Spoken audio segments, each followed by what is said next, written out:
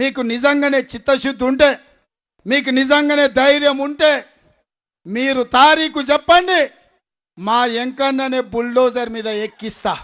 మీరు ఎవడెవడు వండుకుంటాడో రాండి, మీ జాతి అంతా వచ్చి అడ్డం పట్టుకున్న బుల్డోజర్ పెట్టి తొక్కిచ్చి మూసీ నది ప్రక్షాళన చేసి తీరుతామని చెప్పి నేను ఈ సందర్భంగా తెలియజేస్తున్నా. ఇక్కడ ఇల్లు కొలగొడతా అంటాడు, నల్లగొండలో రైతులను రెచ్చగొడతాడు. ఎవరు ఆయన కడుతుంటే ఎవరు అడ్డుకున్నారట,